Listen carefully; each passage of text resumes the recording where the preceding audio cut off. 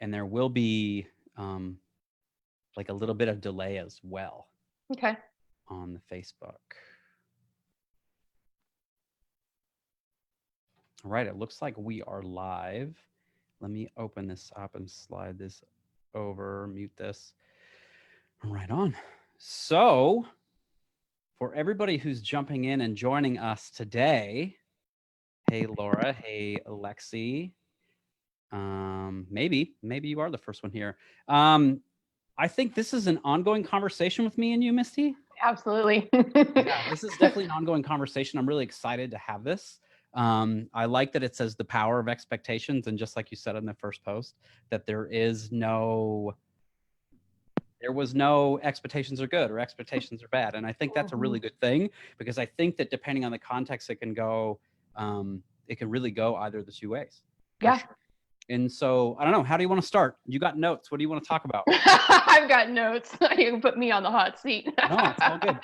I can just totally leap in. No, you and I think we should elaborate a little bit on that. You and I have had conversations privately about this. We've also had this in 2 different Facebook groups. Most recently in your Facebook group. And right. I think that some of the commentation we've had back and forth has created dialogue where it inspired us to do this Facebook Live because of people's ideas around expectations and some of the difference of thoughts that you and I have. And I think that I'm excited to talk about it further and delve into it. I did make notes. And do you want to share a little bit first of what you have said generally about expectations? Yeah, I think I'll do that. No, actually, I saw this. I was watching a conversation between 2 very inflammatory characters in our society these days, Jordan Peterson and Sam Harris. And what I thought something that was really cool was that for and it was like a 6 or 7, 8-hour conversation that they had. It was like in 3 parts up in Toronto. And for probably the first hour, they found out all the things that they agreed on, which I thought was really cool. And so I think the first thing that I think we can both agree on is that expectations absolutely exist. Yes, you and I will agree on that. I think the second thing is that we all have them. Yes. I think we all have them, just like we all have judgments, just like we all have prejudice, just like we all have, yes. I think there's a certain portion of the community would like to think that they are free of those things. I don't believe that being free of any of this exists. I do think that once you realize that they're up, there's definitely a more proper way to handle, I guess, all of those. And today, specifically, we're going to talk about expectations. Yes. So, yeah. And so I guess I'll start. And I absolutely believe that expectations do exist. However, to me, an expectation, and this is just kind of a line that I drew for myself from a leadership lesson I had while I was in the Navy back in 2010. And this crusty old Master Chief was talking to me about expectations and standards. And I remember being like, he's like, well, how are you going to know that your guys are going to do the things that you want them to do? And I was like, well, that's my expectation of them. He's like, well, how do they know that? And I was like, oh, what do you mean? And I remember not liking this guy at all. So as he's dropping this knowledge in me, I'm like actively like, this guy, he's just old and crusty. I'm new and fresh, and I bring a new thing coming in. And so, and then I remember like several years later, like sitting up in bed, like, and then just thinking about things. But the thing that he said that really, really landed with me like years later was that you cannot measure expectations. And very, very specifically, what I mean when I say that is you're not able to measure expectations, especially when they're unspoken. Right. And then I think once you speak them to, collaborate with, and compromise on a set of whatever, then they turn into something else completely. So for me, when I talk about expectations, like, for example, you and I did not have a discussion about what the standards of this conversation would be. We just have our expectations of what it will be. So if I started saying the C word over and over and over and over, that would be probably a surprise to both of us. Because, and that's just an example. I was like thinking of this in the car, but anyways, so it's just, that's really it for me. That especially because, and I'm a relationship coach. So for me, it's all in the context of relationships, even if it's a relationship with yourself, that if you have an expectation in your relationship, that you should absolutely disclose that. And if the person's like, I'm completely on board with that, then that turns it into something else. I just call that a standard. And then if they say, I'm not on board with that at all, then there's no reason to have that expectation that they're going to do that. So does that make sense? It does. I think for me, as I've been mulling this over, because you and I have talked about it, how you have tried to change your verbiage around it being a standard versus an expectation. And I think through scenarios, so like a stop sign, when you come to a stop sign, you have an expectation that everybody's going to stop. I think that's a really good example. I think that's a great example. And the thing is that if you run that stop sign, you'll get pulled over and you're going to be given a ticket because that's the standard, because there's a law. And us as a community have agreed upon that that's the law. And if you move to Charlotte, where the stop sign law is this, like if you have your driver's license, they don't expect you. You sign on a dotted line that says you will abide by the laws. Mm-hmm. .4.1 company code, da da da da. So, and I remember, I think Louis brought up a very similar thing about like fathers. He expects fathers not to molest their kids, which is a pretty So I've made a couple. I made a list of 5 of them. Another one is when you work for an employer and you expect you're going to receive wages for the hours that you have put in. We've turned that in different states. I don't know about Hawaii, but in Texas, we have Texas Workforce Commission. So there are standards as to what employers are supposed to do regarding payroll periods and wage reporting and various things. But as an employee, we have an expectation that if we render hours for an employer, we are going to receive wages. Yeah, but I would just challenge that that's in your agreement when you decide to work. Like you have your. But my point is that. Yeah. Just using some examples, the difference between an expectation and a standard. Another one is we expect every day that the sun and the moon are going to rise and set. Based on what we've measured, I would say that we have pretty good evidence that that's the standard, though. Yeah. So, and then this could just turn into a semantical thing. I know. Which is all good. And I've spent a ton of years in the medical industry, right? And we have a ton of protocols, both on a state and federal level.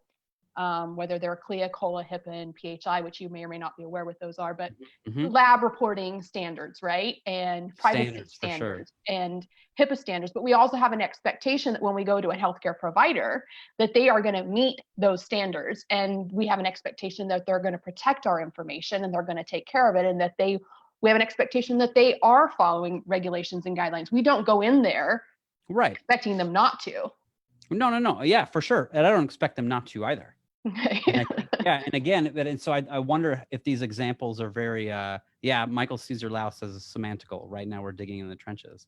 So well, that is and so I wouldn't say there's anything wrong with that at all. Because we've seen the sun and moon rise every day, and we've been to the hospital, and we've all, I know what HIPAA is, and we expect our information to be protected. Yep. And it would be very surprising if that didn't happen. Yet we've heard of that it not happening all the time. We've heard of employers not paying wages. Yep.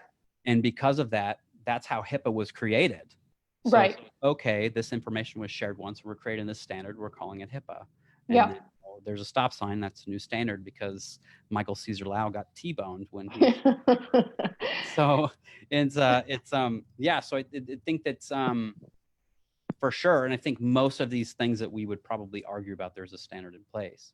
What I really get, and the reason I really get hemmed up about these words, is in relationships where there's so many assumptions about what's expected, especially between men and women, and the things that we're discovering nowadays, and women are taking on different roles and men are taking on different roles. And how do we, like, I got out of the Navy 2 years ago and started a business. The standard was, or the expectation was, regardless of the word, was that I got up at 4:30 in the morning and I went to work and I came home sometime after 6 p.m. and I didn't do much of the housework because I wasn't home. And then, but then when I got out and then we decided to have children, and in the morning I walked both of my girls in the stroller and the dog around the block for an hour, while McCare's at yoga, which was a much different standard or expectation 3 years ago. And so I think it's so important to upgrade this conversation as often as you feel you need to, and probably even more often than that. Right. No, and I think you bring up a good point. I think what generated us wanting to have this discussion Facebook Live today was the last time we discussed it. I had asked the question, how is one able then to have hope?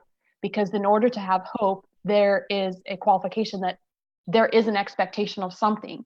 You have a belief that something in the future is going to happen.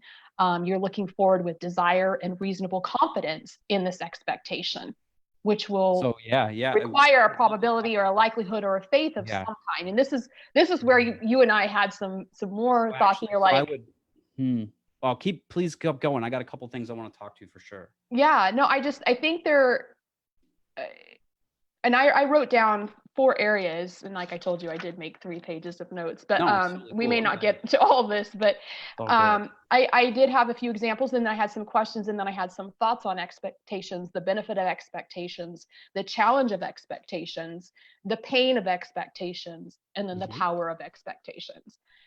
Because I post over the last 5 days. I know. Data. No, it's good. It's really good. It's good to talk about this because to me, and I know we said this too, that I think hope and expectations are drastically different things. Even though hope, the definition of hope that I found does use a word expectation in it. Yet when you just said that there is you said something earlier. There's like, I think the sun and the moon. Yeah. Is a good example because we have a solid amount of evidence. We've been measuring things.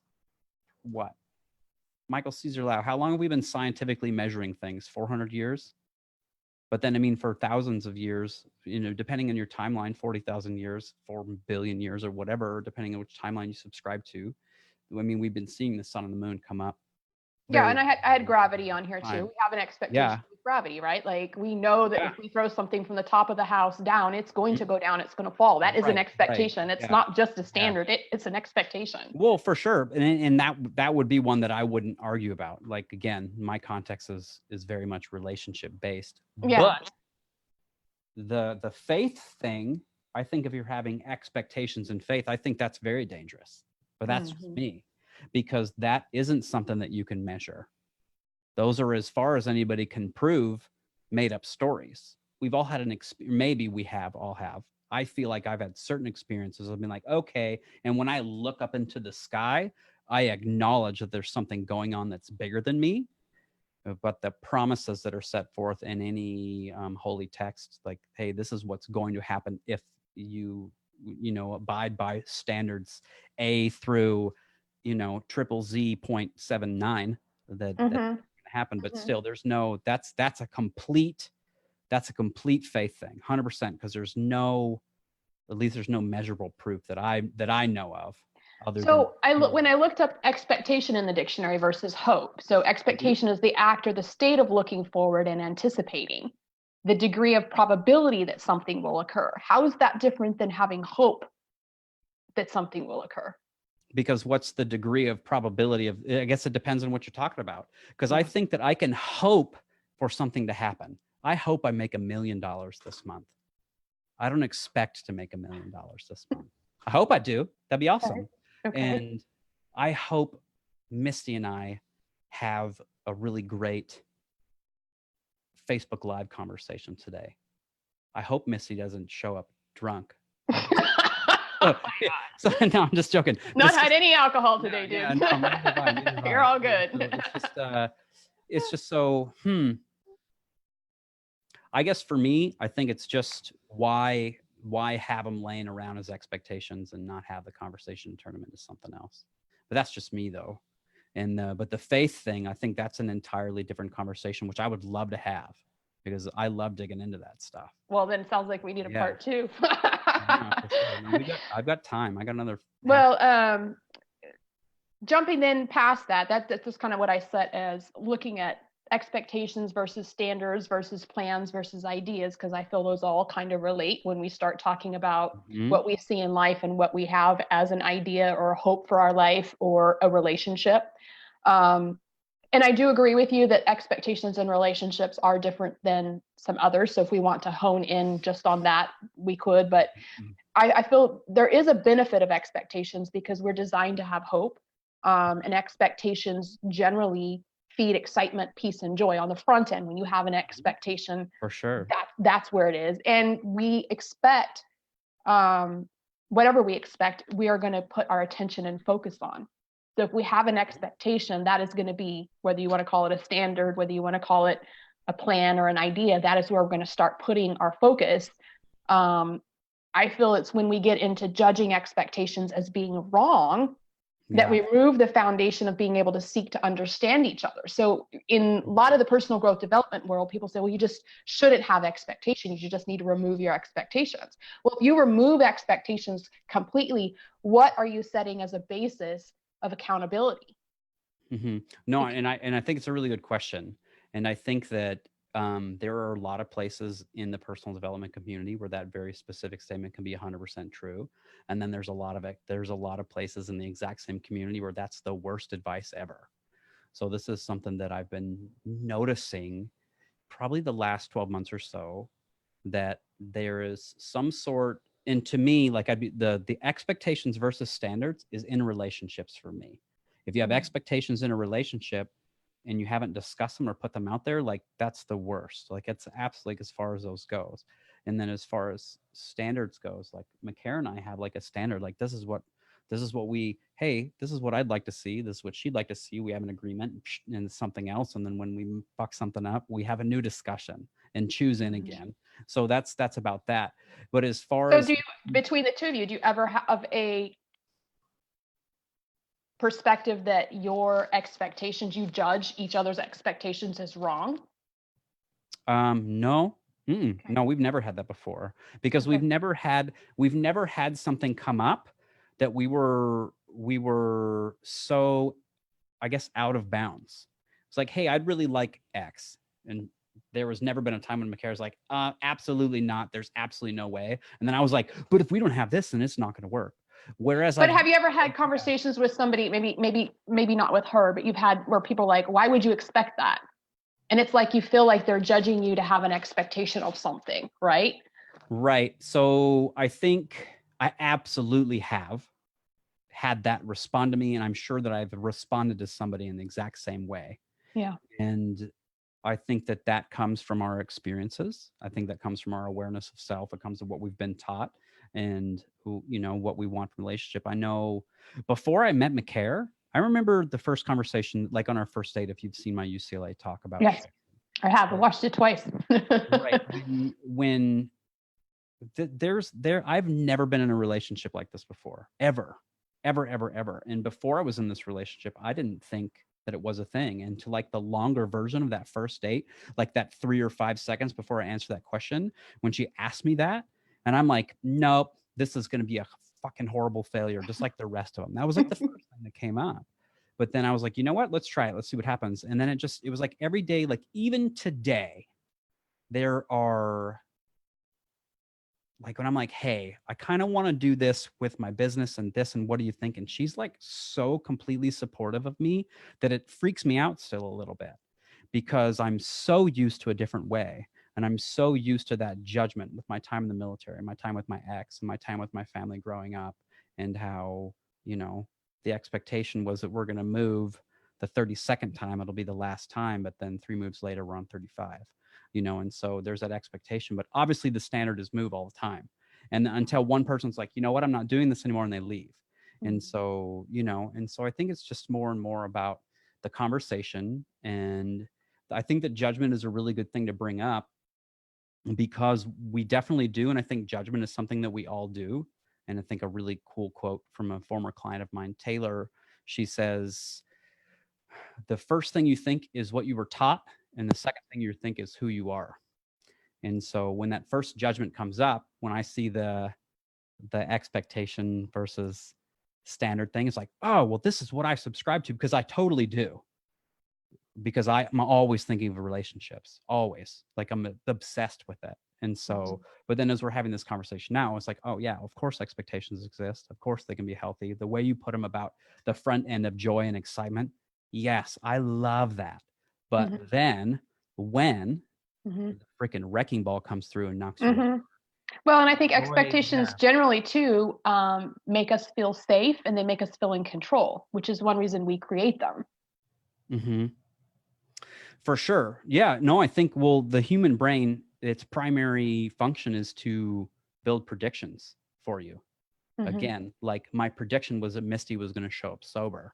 but there is this, you could surprise me. Or it's just like these out of bounds examples. And we've all experienced those out of bounds examples. Sure. Where you're like, this is what my prediction is telling me. My brain says everything's going to be like this. And then it comes through and then it's something else, the car crash day or the bad diagnosis day or whatever. Mm-hmm. We hear these stories all the time, but they're not common per se, other than in our stories. Mm-hmm. And so then, so I think that's a really good thing. Laura, what's specifically positive and negative? And Michael Caesar Lau has a question. Oh, what are the emotions of expectations, positive or negative? I got you, Laura. We'll get to the emotions here in a minute, I think, because right now two more things I want to say about the benefit of having expectation is we can't change what we have no expectation of or for. So if you don't have an expectation of something, how can you change it? Because you have to have an expectation to create a standard. No, 100%. 100%. And so if we don't believe something can be changed, then we won't have an expectation of something greater, and then we resort to a temporary solution to a permanent problem. No, I think that's a fantastic point. Yeah, there's not even really any reason for me to counter that because it's really good. Those were just thoughts I had on benefits of it. I just think that it's Lexi says expectations are the root of disappointment. I think that they are, for sure, to start. Because I think they can be. Right. Well, here, let me see. This is what's coming up right away. So you said that expectation on the front end is that joy and it's that excitement, right? Yeah. And then something comes in and disrupts that. The plan doesn't go as you thought it was going to. So to me, that's when we go now into the challenge of expectations, because expectations usually are our projections onto other people. Or the environment or our reality. Yeah. And they can also come from expectations that we have of ourselves. We expect people to be who we are and how we would show up. Okay. So what Lexi's saying as it's the root of, what did she say? Disapproval, disappointment. The root of disappointment. Well, it is when we are expecting someone else to show up as we would show up. It's a disappointment when we have an expectation of someone else to be as we want them to be or as we think they should be. That's when it becomes a disappointment. But there's more, to me, we talk about what are the emotions. To me, expectations can cause us to be angry, frustrated, exasperated, disappointed, anxious, or even hurt. I believe all of those feelings come from one of three: expectations, unrealistic, unclear, or unmet expectations. For sure. And so Karen Burt mentions both, and that their front end is great. The back end can be great if it matches your prediction of what happens. Exactly. And I think that one of the things is humans, from another scientific standpoint, is that we're more or pleasantly surprised, like Lexi says, 100%. Because we can have absolute expectation that things aren't going to be great, and then they turn out awesome. Yes. So I think that's a very good point as well. Well, and expectations, I think when you mentioned earlier that they exist and that we all have them, I think one thing that we need to be aware of is that they're always vying for our attention. The expectations are always vying for our attention, and that they can actually prevent the truth of the reality from being seen to us, because we are always looking for what is the possibility, and is it something that's true, or is it potentially a false possibility that makes our expectation wrong, which prevents a path of moving forward. Yeah. And I think right, that 2 or 3 sentences you just said holds the answer on how to deal with the painful part when the expectations don't run the course you'd like them to. It's that part when we're like, okay, my expectation is this. I'm like towing this expectation, like right here, like walking. And then all of a sudden the line snaps. And then, oh, well, now this line isn't doing literally anything at all because it broke. But I'm just going to continue to hold on to it. And then it turns into something else when we could just, okay, let's let this go and let's come up with something new. Build a new, this is a fascinating conversation. It's opening up a whole bunch of things for me. Well, the other thing, as I was exploring this and making notes for our talk today, I realized too that what happens when we get into that zone of disappointment is that the expectation of others can lead to a lack of approval for who they are, which devalues them. When the expectations are really from our perspective and our viewpoint, our beliefs, our experiences, and the knowledge that we have of whatever the topic is, right? Mm-hmm. And then when we get disappointed, it leaves the other person feeling we don't approve of them, which devalues them not having the same expectations we do. The only thing that I would change from them is that person feels the same devalue for themselves. Because that's one thing that I'm pretty hardcore about as well, is that anytime, like, say let's use I like the Misty showing up drunk example because it's fun for me. Go for But it. let's say you show Because up. you've never seen me there. drunk. No, and I don't know. It's like the farthest. It's like, okay, of all the things that I could possibly predict, this would be the number, the last. It'd be like the 1 in a billion chance of the Vegas bet.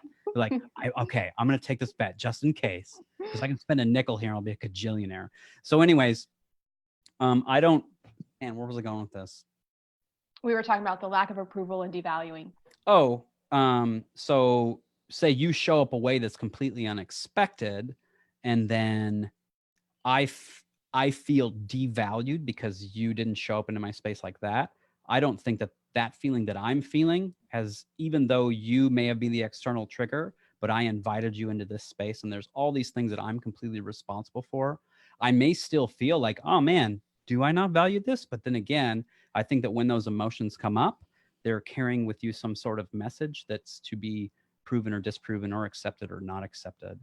And I totally agree. I just think that there's an aspect when we set that expectation as a standard, right? And then they don't meet it. Generally what happens is at the root of that is a lack of approval. For sure. No, I think unless you both parties have the ability to understand that your expectations may not be my expectations and I'm not required to meet them. But most people don't come into a relationship, a communication, or a dialogue with that understanding for each other. I've actually been in relationships where it's like, well, that's just what you think. I'm not doing that.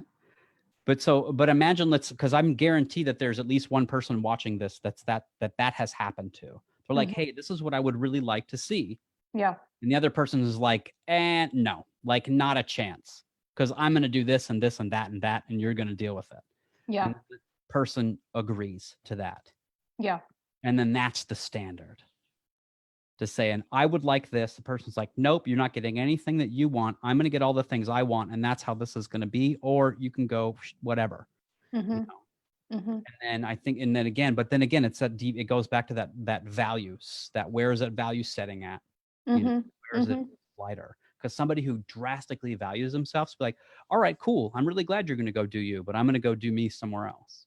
Right. You know? And it goes back. So it's, The other thing, I think the challenge of expectations, this is my last point that I have under it, is that times we're looking for something outside of ourselves when we have these expectations. And many times the making of these expectations as our foundation causes us to either live down to other people's expectations and not up to our own.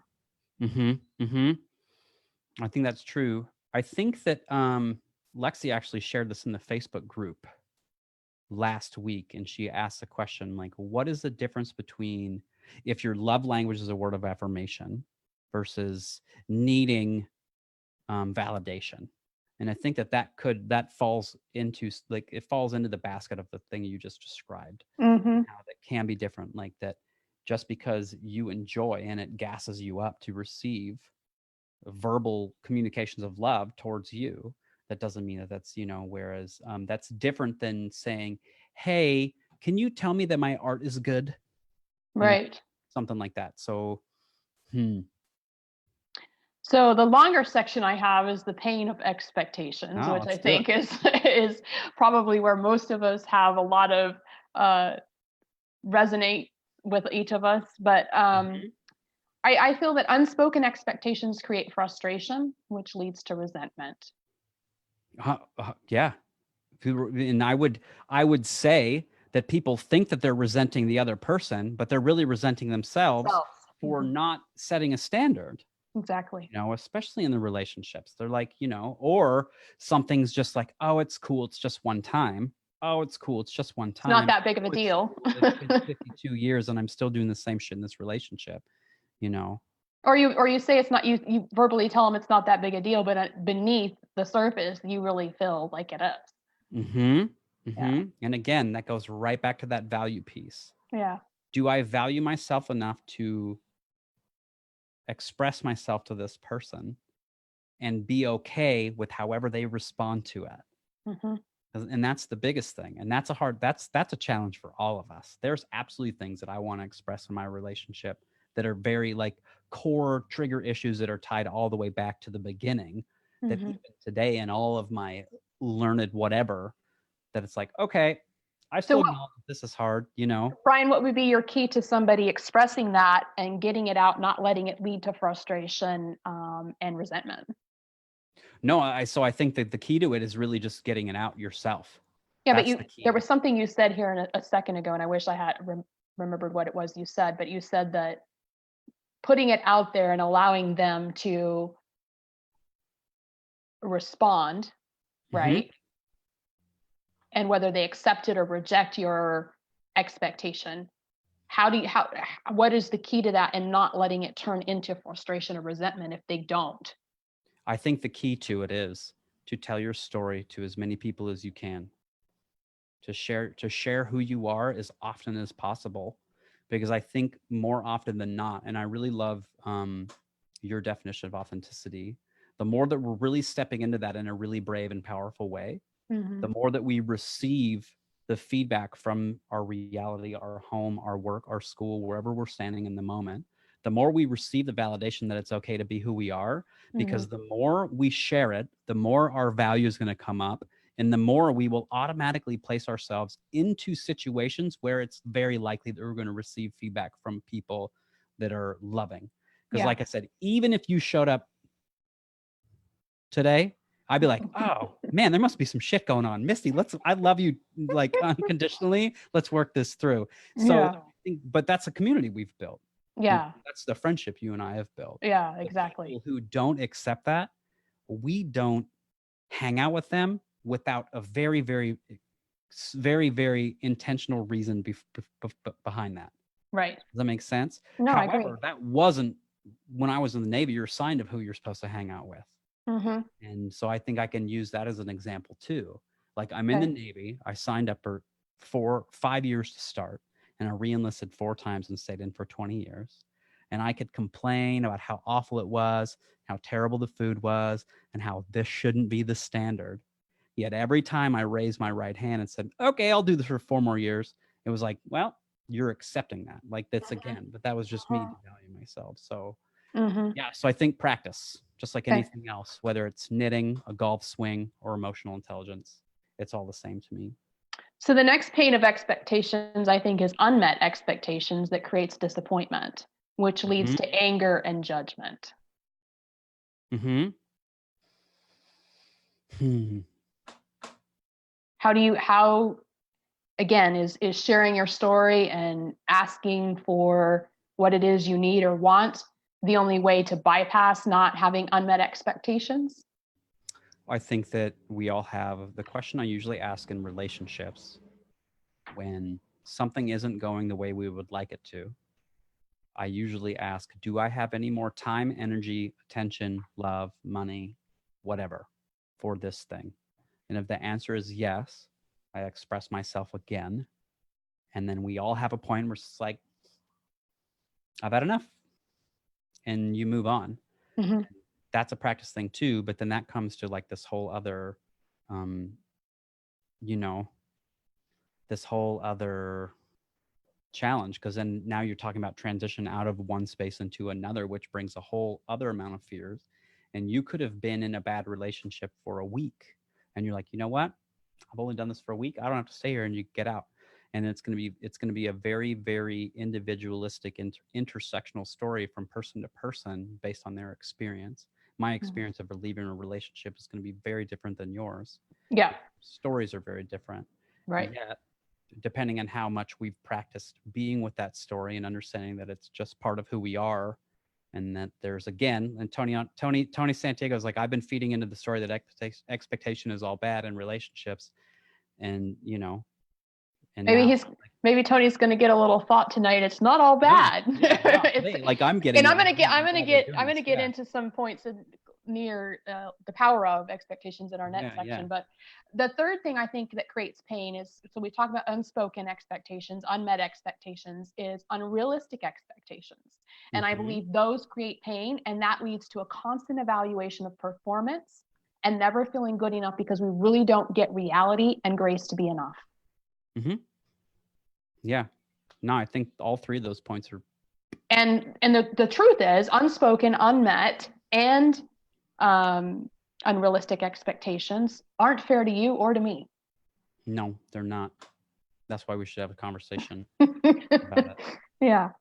For sure. No, I think it's interesting how when I'm looking back on all the conversations, semantical or otherwise, it's very interesting again, like when I would like to check back into the very first thing, like we're like 99.9% in agreement. Yeah. But we can get, just like Tony said, like we get fed into this story, and I catch myself on this at least 4 times I don't know how often, I won't even add a number to it, but it's like, oh, I totally thought this and I was totally wrong, and I do my best to let everybody know, like, look what I just found out, like, Yeah. I remember the first like vividly, the first day when I realized that I was responsible for my reality, like the day that happened. I remember what I was wearing, Well, you I, know. it's easy. It's happened to me in the last week. Mhm. I'm have a piece of land for sale and was trying to get my oil and gas royalties, and my realtor forgot to bring that into the negotiations. And I felt he did it on purpose, because here we've been talking about it all along. I had an expectation that this was going to be covered and going to be discussed from the get-go. And since it wasn't, I felt like, well, I was angry. I had resentment. I had judgment. I had assumption that, shit, we've had this on the books on for sale for a year. Right, Like, right. are you fucking kidding me? You forgot this? Yeah. This is important. Like, and so then I'm looking at the numbers, how much money I've made on my oil and gas royalties for the last 15 years, about building a story, right? Because it made me feel better, right? It made me feel like, Yeah. like, Yeah. don't you realize this is important, Yeah. But what did it solve? It didn't solve anything, and it wasn't fair to him, and it wasn't fair to me. Mm-mm. Because I had the expectation, and the truth is he forgot. And it almost killed the deal with the person, because they thought he was sliding it on the back end, right? And so then they felt manipulated. So when we have our results are based on an expectation, it feeds a conditional view of love, approval, and connection. Mm-hmm. Yeah, I think so. But I think, what if the expectation that you have is unreasonable to me, but completely reasonable to somebody else? And I I think think, that can happen because, yeah. again, when we talk about our expectations are based on our life's experiences, Mhm. they're based on um, our needs, our wants. What else do you think expectations are? If we said our No, I beliefs, think our just experiences, our needs, and our yeah, wants, if those four things are yeah. what's creating it, you may not have my same needs, my same wants. You probably Mhm. didn't have my childhood, thank God. No, for sure. And what was the fourth thing that I just said? Oh, my mind went blank. Your beliefs. Your beliefs. You may not even Mhm. believe it's something that's needed in a relationship, Mm-mm. right? And Mm-mm. so if you don't have any of those four things, I can't hold you to that standard of even understanding why I feel it's important. Mm-hmm. It's interesting too, because I've done I've done a bunch of trainings. I did like two, I think like freaking 16 days of retreats where you go out and like there's like this, if you say this, you're gonna do it kind of thing. Mm-hmm. And then when Dustin and I started doing this Monday live talk every week, we were like, we're gonna do this every Monday for a year. And then Dustin's be like, oh, I gotta work late, or I'm gonna just be like, no, I'm not gonna make it because there's this other thing. And then we kind of started having this discussion about standards and when you can break things with people and when is it enough, and how free can you release each other to be, yet still hold each other to like this relational expectations at the same time. So where it's just like, and again, I think it's just like this massive value. Well, I think I mean, like, Monday nights, like tonight, I do my sharing each other's live call Mhm. at 6 o'clock. So same thing. I made a commitment for 52 weeks this year that I'm going to have 52 organic conversations. And most people are not people that I really know well, or they're people that maybe just social media friends I've never met in person. Just like you said, you can get that expectation where you're tired, or something else has come up that you really, it's making it crunched, right? And even like tonight, like I knew I had to end by a certain time, because sometimes they go over beyond an hour to be able to get on with you. And at the same time, I think that it's easy for us when we let go of a commitment to ourselves and that expectation that we can get out of it, then we don't keep that expectation to stay engaged, which is one of the points I get to later. But I think that's it's part of too, because just since we're talking about it, I think that that amount of freedom, or that amount of whatever you want to call that we'd give ourselves, like, can be just as unhealthy as the expectation side too. I think, yeah. It's So really, being raised as I was raised for performance, right? Everything was done. You never messed up. You never screwed up. You always kept your word, and it's how you felt good enough. And if you didn't meet these expectations, then love was withheld and approval was withheld and all that. So you can start feeling that if you back out of a commitment, then somehow you're a screw up, or you're a mistake, or you're not good enough, or whatever. But at the same time, learning to have love and grace for yourself, that if you're really not feeling the energy for it, it's better to take the night off than to push through and do it anyway. Well, and I think that's another perfect example of like two things that are 100% that in the personal development community: have grace and accept yourself. Like, of course, we've all seen that meme. But then we're just like, do what you say you're going to do, no matter what. Like, we've seen that too. And situationally, they can both be very powerful, yet situationally, they can both be very detrimental. And they're setting on opposite sides of a pendulum. Yet, if you place those things together, as Dustin will say, and say, if you take these two dueling realities and you place them together, like, what is that? And that's more likely what the truth actually is. So that's a really interesting thing. So I feel that the weight of expectations is what creates the tension and the frustration, disappointment, anxiety, anger, and pain, is when we make the expectation as a weight or a criteria, or something more than it needs to be. I remember doing an exercise once that says, what are all the things you expect to be in a relationship? Right.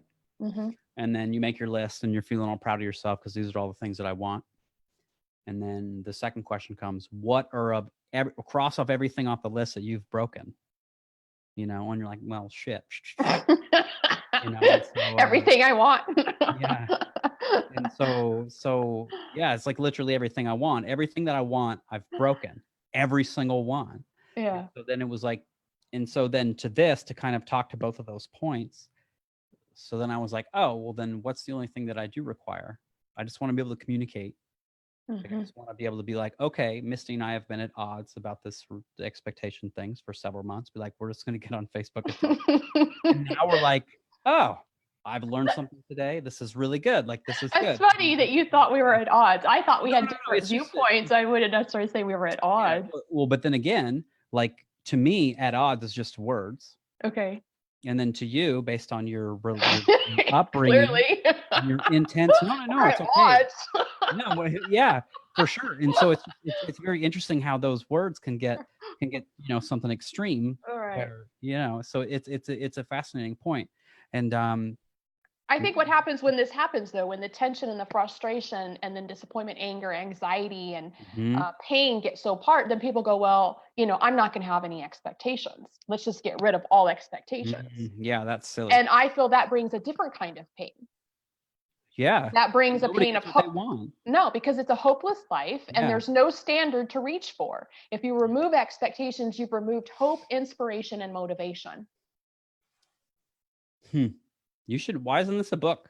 It's like a perfect outline of a book. It's funny because I'm having this conversation. You wanted to pick my brain and then maybe spill out my guts. I had this conversation with my what's going on, Hans? My good friend Misty the other day, and I was like, if you were going to write a book called this, what would the outline look like? And she was like, that's a really good idea. Well, here I know. Here's another one. You're adding to my long list of books. Totally okay.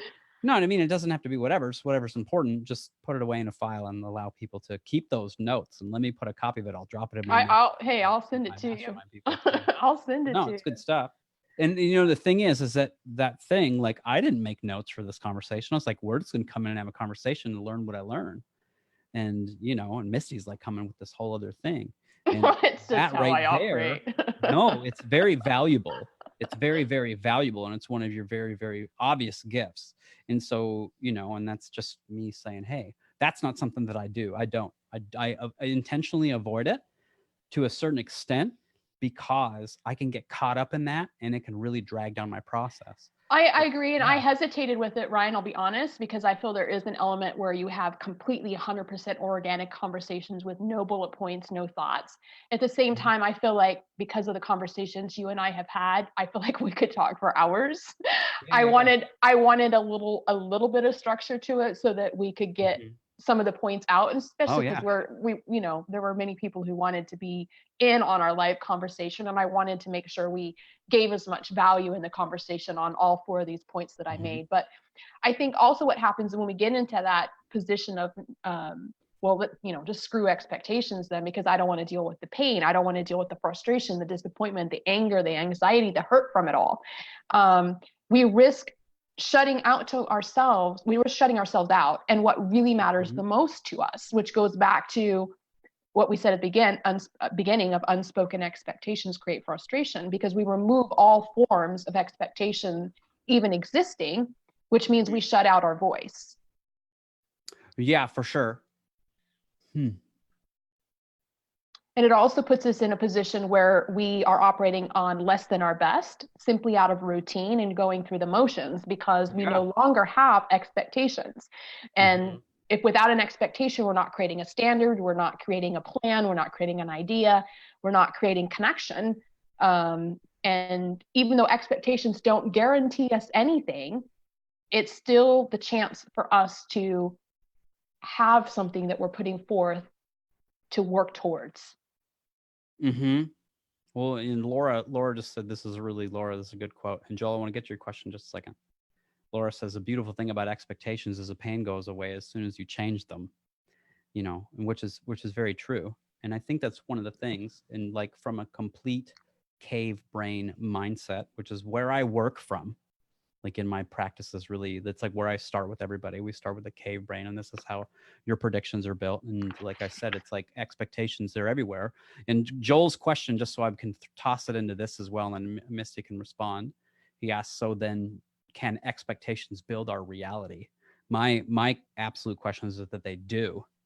And even if you're in a relationship, it's like, okay, let's just let go of expectations. Then your expectations that we're just going to let go of everything. And so it's one of those things, like I said at the very beginning, like the judgments are always there. The expectations are always there. It's really what you do with the whatever it is, the joy, the anger, the shame, the guilt, or the fear that comes up at any moment. Like, what do you do with it? And so I don't know. So you I would say that it's both. I think expectations do create a reality, and I think they can actually sometimes hinder reality.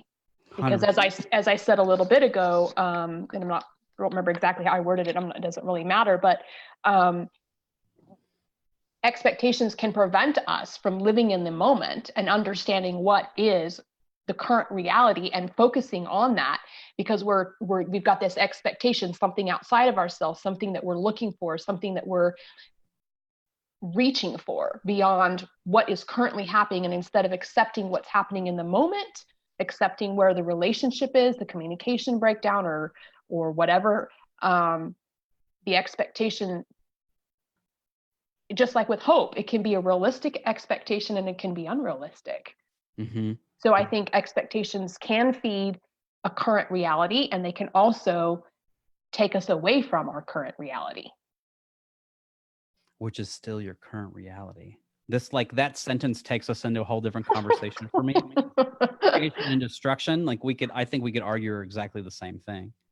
Just like it's just generating the exact thing we're experiencing at the exact time it's generating the exact thing that we're experiencing. Well, I think what it is so now we're leading into the power of expectations, which is my fourth bullet point of our talk tonight, is that the more that we are focusing on the expectations of being yourself to your fullest manifestation of you, then that is where you are in your current reality. You're living current reality, not something in the future, hoping something's an expectation, a year from now that something's going to happen. You're living in the expectations of your current situation that you are in. So this is one of those things that I think this brings up a really cool point, because I will argue that, I don't know if argue is the right word, but whatever, that no matter what, based on our experiences and based on our current level of awareness, that we're always in the reality that we're in. And it's just being generated around us based on whether we're looking into the future or whether we're looking into the past or whatever. And so some people will argue to, just like kind of like the standards and expectations argument, like this, I'm setting my flag here and there's no way you're going to make me move it. Some people will argue that there's no way, we're always being authentic, we're always where we are based on experience and awareness. And I think that that's true. But I think that that same statement can be used as to bypass, a lot of things. And so again, that's But I think that we sometimes can avoid dealing with reality by creating expectations that either we don't live to or haven't. I think both can be true, Ryan. Just like, oh no, that's exactly what I'm saying. I think both can be, and I think that's, again, it's that dueling realities again. Yeah. Like both can be true. It's like, hey, you told me you were going to be here. Why weren't you here? Like you should have been able to show up.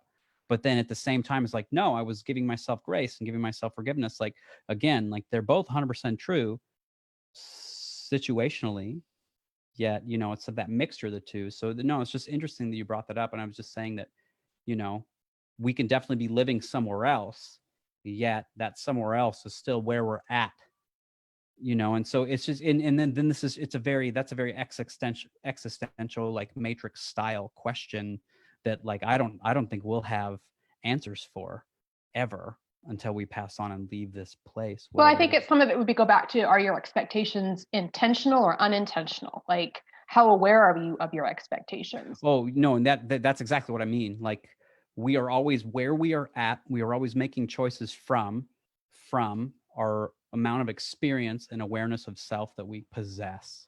Mm-hmm. And so 10 years ago, when I thought I was the greatest dude ever on the entire planet and I could do no wrong, and that's because my experience was X and my awareness was douchey, and so it just is what it is.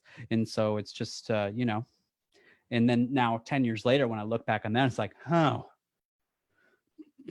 could have handled that better, or could I have, because I didn't have the experience or the awareness to handle it better. Yeah. And that's just one of those, it's just, and I think that's just more of a philosophical thing that, there's no way to prove, like, could I have physically, if I was to go back to that point without any new information, would I make the exact same choice?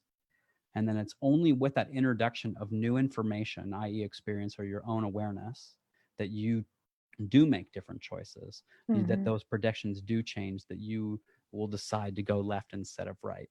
So it's really, yeah. Well, I think when we understand the power of expectations is, like I said at the beginning, expectations require you to have hope, and we need hope. We have to believe that great things are on the way. And expectations also help to build a standard and a purpose. Standards are built from an expectation. Oh, yeah. And expectations create a purpose. So I feel there is power in them. It's that we need to understand that we need to connect with others regardless of the outcome of our expectations. That's what creates a healthy bond. Sorry, I just got distracted by my dog barking. And no, I'm me and we're on the exact same page. And what happens with most of us is that we lower our expectations because of previous disappointments. Mm-hmm. I would say at the same time that we could raise them because of previous disappointments. Yes, we could. And and again, and I think that's just like we have to have hope. Like, some people have hope because of previous expectations or an experience or a story that they heard, or some people abandon it because of a story they heard in their previous experiries. And again, it's a very individualistic thing. But I think the other key, Ryan, is that when people are told that get rid of expectations, we shouldn't have it. I think that's because they're living in expectations that allow them only to survive and not thrive. when we realize that we're creating expectations that allow us to thrive and that allow us to be the best version of ourselves and connect deeper to faith and hope and the love that we want in a relationship, the communication we want in a relationship, and those core values that are so important to us, when we understand that those are the things, that's the key to learning how to manage our expectations. No, I think we really have to know who you are. It's super true. Yeah. But the minute we attach it to an outcome, oh yeah, I love then this. we've removed the reason for the goal of having an expectation. Yeah. And I love that. The effectiveness of hope is, to me, becomes diminished because the expectation isn't necessarily just that you're going to get there. It's the hope of what you're creating in the process. Mm-hmm. Yeah, I think that's exactly it. It is what we want to create in the process. Yeah. The outcome. Yeah. So these were 5 questions that I wrote that would be powerful, thought-provoking questions that people could ask themselves. Is, what am I really expecting of myself and others? And then, what can I expect from you? And can I expect this of you? So whatever the expectation is that you want to verbalize, what can I, open-ended, and then maybe even more specific, can I expect blah, blah from you specifically? And then when you understand what the expectation is this something I can hold you accountable to? Because it's one thing to say that this is my expectation. So it kind of goes back to what you said as a standard, right? This is my expectation. But if I'm not being held against that expectation and that standard, it's a pointless expectation, a pointless standard, right? Yeah. Then another question is, am I letting my expectations limit me or empower me?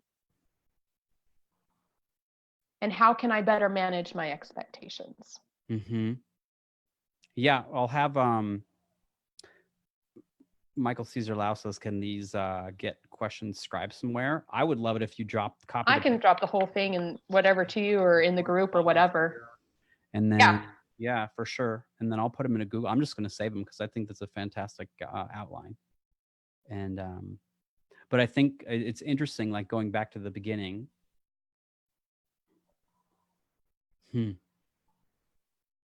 It's always, and so I think one of the best things too is when you're having a discussion with people and you can find like you're, doing a certain amount of disagreement or whatever it is, that it's always better to get on and talk things face to face and plan them out, have an actual discussion, because empathy really kicks in and you're really more able to hear each other.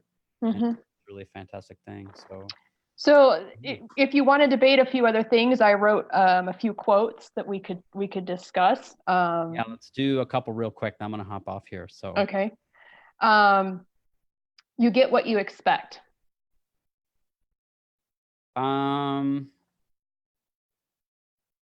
I don't think that's true at all. Okay. Blessed is he who expects nothing, for he shall never be disappointed. I think that's the stupidest thing ever. But I think that those, again, those are 2 really cool quotes for a very specific, if you're in a very specific situation, you may read one of those quotes, be like, oh, and completely break free. Yeah. 10 minutes, a day, a week, 5 years, 10 years, that quote's going to be awful for you. Yeah. So I think they're both like very good single servings. Like somebody said, somebody messaged me this morning about something I posted on Twitter or something. And they're like, yeah, it's like those great one-liners from this one author, but then he owned slaves and was terrible to women, like the quote's super powerful, but then all the rest is attached to it. So I think the words by themselves can only be taken by themselves. And in the literal second that you hear them, like then just, you try. Well, and like you said, it's depending on the circumstance and the situation they're prevalent to. When you stop expecting people to be perfect, you can like them for who they are. No, and that one, I love that. Yet on the counterpoint of that, another of my favorite quotes, and I'm going to use Joel Harrison as an example because he's watching and listening, and he'll laugh because of this. It's kind of like saying Joel's really cool once you get to know him versus Joel's kind of a douche and you'll get used to it. Because I think, because again, like I think they're saying the same things. Joel, I love you so much. I hope you thought that was funny. But it's like, I think they're saying the same things. Yet I think that that's something that can be also used to bypass. And you got to be careful situationally. Does that make Mm-hmm. sense? Mm-hmm. No. Yeah. So If you expect nothing from somebody, you are never disappointed.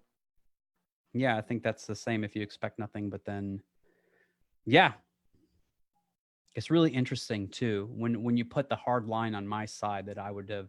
But again, to me, that this isn't about not having expectations. It's just about communicating them. Mm-hmm. That's the most important thing. Mm-hmm. Because as soon as you communicate them, then they turn into something else. Mm-hmm. That's You'll just always be disappointed when you expect people to act as you would. say that one more time. You'll always be disappointed when you expect people to act as you would. Oh yeah, all the time. Expectation feeds frustration. It is unhealthy attachment to people, things, and outcomes we wish we could control but don't. I would say, my interjection of that would be similar to before, Mm-hmm. is that I don't think we control anything, yet I think we control everything all at the same Mm-hmm. time. And that's just another philosophical thing. Sometimes we create our own heartbreak through expectation. I appreciate you showing up right now. I really do. I see you. I do. It's good stuff. That's why we're doing this. This is good stuff. Um, and it's funny because I noticed your emotional shift and didn't even hear the quote. So you're gonna have to. Expectation feeds frustration. It is an unhealthy attachment to people, things, and outcomes we wish we could control but don't. Yeah, yeah, yeah. And then the last one is treat a man as he is, and he will remain as he is. Treat a man as he can and should be, and he will become as he can and should be. Yeah. But So again, I picked different ones that go back and forth. that go back and forth. Yeah, no, they're Because really I think great it's quotes. good to think about, like, what are my true expectations and how am I showing up in the world with them? Because I think that what I expect of myself, am I really expecting that of other people? Or am I expecting something of other people that I'm not expecting of myself? I think before we're woke, it's opposite. It's different. Because how many I mean, I can think of countless times where I've been in relationships and being like, you should be like doing like this. And then as soon as they turn around, I'm doing the opposite, and just Mm-hmm. and keeping tabs and keeping scores, kind of like playing basketball or Yeah. any other sport. Like Yeah. the other team scores on you, you fail during the game over and over, and then it's just who's stacked up the most points. Mm-hmm. And I think in that competitional thing that we do in our society, we use that in our relationships to see who's better than the other. Yeah, sure, I did this, but you and you and you and you. Yep. And so I think that's just one of those things until you can really own your integrity, and that's like a second by second practice. Mm-hmm. You know, I agree. And different relationships are going to challenge different aspects of each of these points of the benefit of expectations, the challenge of expectations, the pain of expectations, and then the power of them. And I think like you said, the more woke we are to this process, the more we can move through each one of these things, and we can realize when we have unmet, unspoken, and unrealistic expectations. And I think that, but that the funny thing about being woke is that sometimes you can get so woke that you don't check in with your own BS every once in a while, and you've just circled right back around yourself on the loop, and you're like running into this person in front of you, like, hey, what's going on? And then you realize you're just knocking on your own back. Like it's just, and it's so important to have these conversations. Mm-hmm. So do you feel I love that your quotes are back and forth proving and Yeah. just both points. It's really, really perfect. Yeah. It really is. Well, back to what you began with, and you said that we expectations do wholeheartedly exist, and that we all have them. One of my questions was, is it possible to live without expectations? No, I don't think so at all. I don't think it's possible I don't think it's possible to live without expectations. I don't think it's possible to live without judgment. I don't think it's impossible. I don't think it's possible to live without prejudice, because it's all based on our experience. When I was in the Navy in 2010, I made chief. And so this senior chief was in there, and he's this white guy from Kentucky, and he's standing there, and I made chief in DC, and there's a whole bunch of black chiefs there in the room too. It's a very mixed group. DC is definitely a melting pot. The people who serve there is a melting pot as well in the Navy. And so I'm sitting in this room, and we're talking about diversity, and he's standing there teaching this lesson, right? This country bumpkin white dude. And he says, I never even met a black person until I joined the Navy. And he says, the guy in my bunk was a black person. And he's like, my prejudice of that guy, I assumed this, I assumed that, I assumed this, and I assumed that.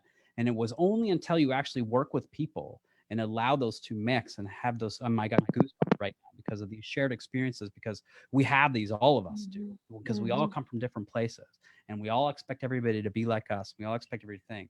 And so that's like a constant practice of like, oh, I just noticed this thing that came up about me. Even sharing this experience about a white guy talking about a black guy, I noticed some feelings, be like, whoa, Ryan, you're touching on some things. Yeah. You know, because it's super Yes. sensitive. And so, Yeah. but then again, it's just like practicing doing it anyways and Yeah. realizing that nobody's here to come after me. And, you know, your reality is still going to be yours and you're still as free as you want to be. So it's really, really interesting. So to wrap this up, Ryan, let's narrow it down to two questions that I would have for you. Go for it. How do we navigate a life in this zone of expectations? Is it simply always just to speak them and be aware of the ones that we have? Is there anything else that would help us navigate having expectations, particularly in relationships? Because you're really passionate about that topic, and I am also. So, unmet, unspoken, unrealistic expectations. How do we navigate a life in this zone? Is it just being aware of them and verbalizing them and sharing our story? Or are there any other key elements that you feel that we need? No, I think there's definitely a couple extra things. 100% share them as often as you can. Share them all the time. Receive feedback from people, and you will receive good, you will receive bad, you'll receive indifferent. If you're standing on top of the mountain and you're like, this is what I believe, 20% of the people are going to love you no matter what. Other 20% of people are going to hate you no matter what. The other 60% are going to be like, I don't care. And so I think the more you share them, the more you express them, the more you can find people that accept you for who you are, and the more you will place yourself within the proximity of those people. And when you bring up an expectation, the other person is like, that's so out of bounds, I'm not even about that. You get to make a choice. Is having that person in your life worth leaving that thing out? Because I think all relationships have something that is left out. There's no 100% of everything that you want. You know, there's just not, Right. So Right. yet what's the compromise? What are you willing to accept? And what's the cost and reward? And what am I currently getting versus what I'm spending? And I want both of those. And I think we're always making that choice. We're always but again, it's subconscious versus it's, are we unintentionally or intentionally making that? So the more we can intentionally choose into what we're getting versus what we're giving, the more we can say, these are my expectations. This is what I want. This is what I'm actually getting. This is what I don't want. This is what I'm actually getting. Okay, cool. At the end of the day, I got this. I got this. I did want this. I didn't want that. And at the end of the day, just saying, I'm going to do this again tomorrow, or I'm going to change it. And I think every time you do something different, even if it's in your same relationship, then you're going to get a new experience. You're going to get some sort of new awareness, which is just going to make that next choice even easier to make. Because the more and more we do that, the more we learn who we are, which you said yourself is the most powerful way to know what we want. Yeah. Is to know who we are. Well, to navigating our spiritual journey every day and the process of enlightenment. Without knowing yourself, you are never going to get the process of enlightenment. No. So the process. We confirmed that expectations exist. We all have them. How do we let expectations not destroy us? Because it seems like that's where more of our focus is than on the power and the benefit of expectations and how those feed and are built by hope that create standards and create a purpose. So let's focus on what most of us look for, which is the expectations that destroy relationships, break down in communication, disconnection. What is the key? Is it simply, again, back to the things that you just mentioned, or is there something else? I think look for the things that bolster your relationship. Good point. Look for the things that destroy them. Look for the other things. That doesn't mean that the other things don't exist. But I think that filter that we wear, whatever lens we choose to put on in the morning or the afternoon or whenever somebody rear ends your car, what lens are you getting out? Are you going to get out and say, are you okay? Or are you going to get out and say, what the fuck? because Mm-hmm. there's two different games to play, and there's an infinite slider in between those 2 points as well. Yeah. You know? And Yeah. it's like, I make a joke about Joel, and like, okay, cool. And then I'm gonna go check in with Joel. Hey man, you just know I was joking. I just thought it was fun, whatever.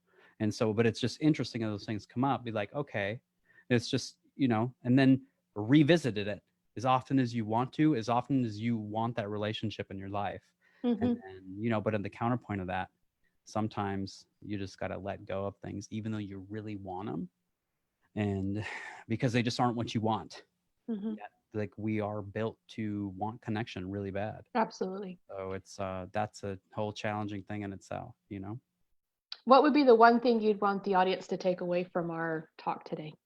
Express yourself as much as possible. Express the things you want and don't want in your life as much as possible, and surround yourself with people whom accelerate you getting the things that you want. That don't, there's just like I believe that is it's in science, there's accelerants and retardants, like things that slow the process or shut it down, and things that blow it up. Mm-hmm. And surround yourself with people who accelerate your process, accelerate all of it, Mm-hmm. and whom are willing to do this for me.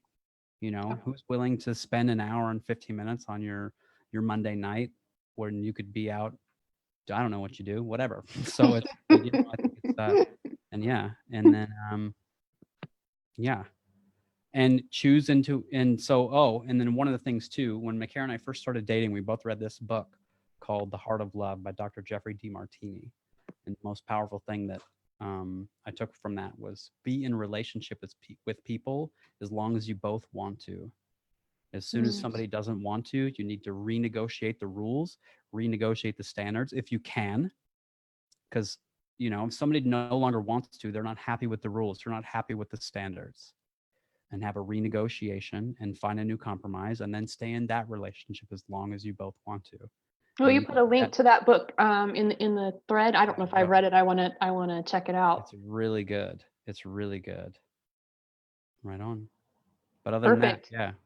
Well, I enjoyed this conversation with you, Ryan, as It was really always. great. It Yeah. was I'm great. glad we did it. The Heart of Love. Let me do this now before I forget. Yeah. By And if you want to do a part 2 on faith or whatever comes up, I'm going to re-listen to, as I always do, any of my interviews, and I will message you over yeah, these notes. definitely. And if you want to put them in the group or whatever you want, or if you Yeah, want I'll me put to them in put them in the the group, group, or okay. you can go ahead and put them in the group, and I'm going to share this too to the group right now, and then yeah, send me a message and we'll go from there. All right, great talking to you, Ryan. All right, I'll talk to you later. Okay, bye.